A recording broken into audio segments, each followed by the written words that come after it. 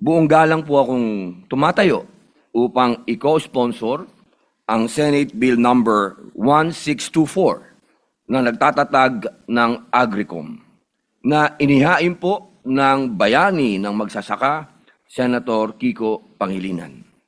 Senator Robin Padilla is recognized to sponsor the measure. Maraming salamat po, Ginoong Pangulo. Assalamualaikum warahmatullahi wabarakatuh. Magandang araw din po sa ating mga kasama. Ginoong Pangulo, buong galang po akong tumatayo upang i-co-sponsor ang Senate Bill number 1624 na nagtatatag ng Agricom na inihain po ng bayani ng magsasaka, Senator Kiko Pangilinan. Sa tulong po ng panukalang batas na ito, ang usapin ng pambansang seguridad sa agrikultura at pagkain ay nabibigyan tugon, kung saan ang mga panukalang reforma ay nakasentro sa mga magsasaka at mangingisda na siyang labis na naapektuhan ng magulong sistema at hindi nagtutugmang mga programa.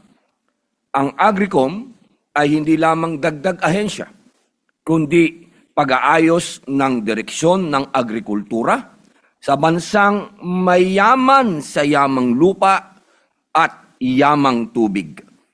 Napapanahon na para sa isang komisyong magsusuri ng mga polisiya at gastusin ng sektor ng agrikultura at pangingisda upang palakasin ang koordinasyon nito sa pamahalaan at maglatag ng malinaw na reforma. Malaking tulong din ang panukalang research arm ng Senate Bill number 1624 sa pagsisiguro na ang programa ay nakabatay sa datos at panukala ng mga eksperto at practitioners na may angkop na kasanayan sa larangan ng agrikultura. Bilang mambabatas, naniniwala ako na ang food security ay responsibilidad ng pamahalaan. Ang Agricom ay kailangan sa kalutasan ng laban sa gutom ng mamamayan katulad po ng talumpati ng ating bayani ng agrikultura, Senator Kiko Pangilinan.